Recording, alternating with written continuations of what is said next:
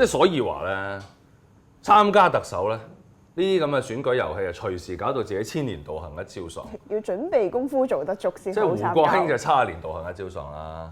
你諗下，其實真係尋日真係露晒底嘅佢。咁但係先講即係 IT Vision 本身同阿莫乃光搞呢個論壇，亦都係有點而不知所謂嘅。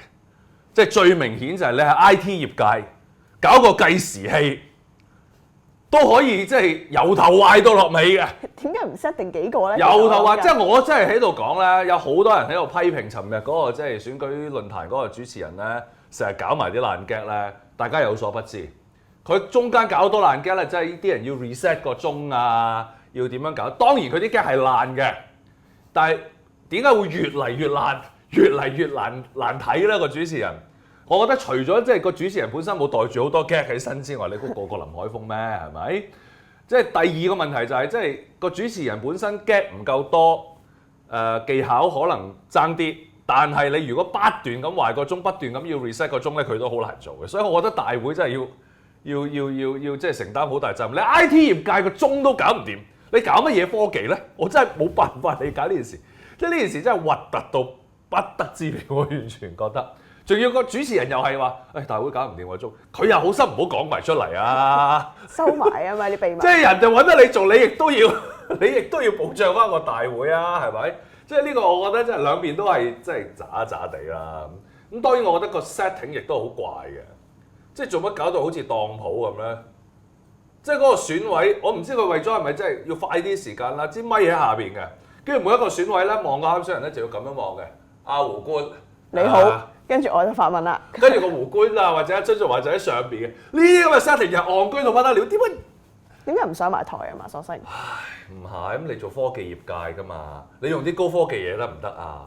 用啲追面孔嘅嗰啲咁嘅即係簡單啲嘅 camera 有幾難啊 ？Facebook Live 都得啦，隨時咁樣就咁影。呢件事我覺得匪夷所思嘅，即係科技業界搞個咁鬼核突嘅論壇，即係好求其。咁但係更重要嘅問題就係，我都覺得。調翻轉頭，網民或者曾俊華嘅公關咧，都係快嘅，都係醒。因為之前公民即係民主思路，阿湯家驊搞個論壇，阿湯家驊咪投訴到曾俊華飛起嘅，咪話即係曾俊華唔出席嘅。咁然之後大家就即刻反手一個 backhand 就話翻阿林鄭月娥就話佢，你都唔去 IT Vision， 你都唔去 IT Vision 3月8號個論壇啦。咁點知尋日一睇咧，又係露咗底啦。但係咧啲網絡公關真係搞得好，因為尋日咧係胡官1個鐘，曾俊華1個鐘。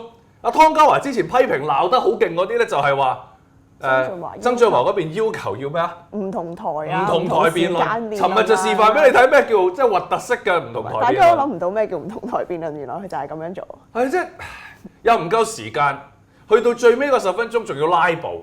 係嘛？到曾俊華上到台，大家已經2個鐘頭，即係1個鐘頭零55分鐘已經好攰，最後嗰5分鐘直情係，唔好啦，大家散場啦，拜拜啦咁。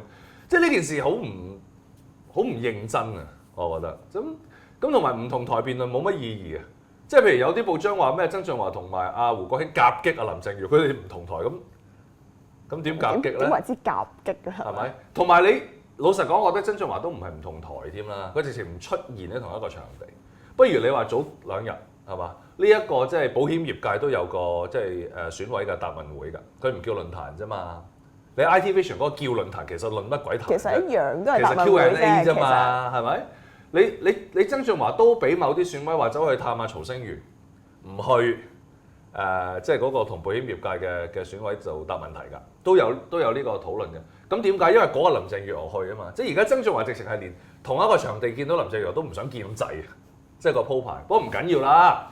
即係嗰啲幾個大電子傳媒3月14號晚人民大道中一做完8點至即係10點都有一個聯播嘅論壇啊嘛，大家留意睇嗰個咯。嗰個真係個嬲字，嗰個就真係嬲豬咁樣出嚟啦。咁嗰個就睇啦。咁但係呢個即係我搞開咁多年辯論，我覺得尋日 IT Vision 搞嗰個辯論，坦白講，可能即係中學生搞嘅聯中都搞得比佢哋好啊嘛。係啊，因為而家啲學生搞辯論係好。即係成日搞開嘛，咁佢哋。即係你連中學生都不如，仲話自己科技界咧，我喺度真係極力咁批評。琴日嗰個即係科技界嗰個選委論壇真係好渣咯。抌少少錢出嚟揾人幫你搞有幾難咧？其實真係咪？即係呢個一啲都唔困難。甚至乎你叫我哋搞都好容易啊！呢個陳偉祥我哋有 green screen。我哋 set 定幾個鐘先係嘛？咪當然開開個主題啦！胡國興琴日我都唔知佢搞乜鬼，即係好心你明知你自己出場先，你讀下書啊！人哋問你點樣去支援即係啲初創啊、科技啊嗰啲咁嘅。同埋佢去得呢個資訊科技界嘅論壇咧，其實都真係要背下啲相關行業嘅書啦，應該都。咁佢一路唔背咧，佢喺民主思路嘅論壇咧，佢就成日攞住一招去揈阿林鄭月娥嘅。咁嗰招亦都係俾佢一個好好嘅下台階，佢唔熟書嘅，就話香港唔需要一個技術官僚做特首，就一個行政黨好似佢咁嘅人做特首就得啦。咁呢招阿林鄭月娥咁熟書，佢咪成日攞呢招嚟講咯。我細個咁熟書咩？係咪？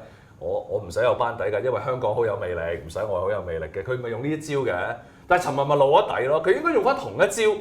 就灑走翻去打啊曾俊華啊嘛，係咪？佢應該一樣咁講㗎，係咪？即係我係唔熟書，但係香港唔需要一個技術官僚嘅。等緊啊曾俊華咁熟書都冇用啊，係咪？但係佢又冇喎，係嘛？即係呢個其實睇到咧，就係最大嘅露底唔係唔熟書啊，最大嘅露底係你身為法官，你要公正嚴明啊嘛。即係對待兩個人咧，都應該係公平嘅。係啦，但係你唔係咁做啊嘛。即係所以，我覺得胡國興喺呢下嘢咧係露底露得好嚴重嘅。即係佢一樣應該話，其實唔使熟書嘅，技術官僚係唔啱用嘅，係嘛？再重申一次，技術官僚跟我做嘢係差唔多，係嘛？即係佢應該用呢一個方式去講。嗱，結果佢奇怪嘅地方係佢再接受訪問咧，今日又再喺度講一樣嘢咧，就話其實民主300+咧就唔應該 all in 曾俊華啦，就應該一半160俾佢，就160俾曾俊華。睇下第一輪3月26號第一輪嗰個投票形勢。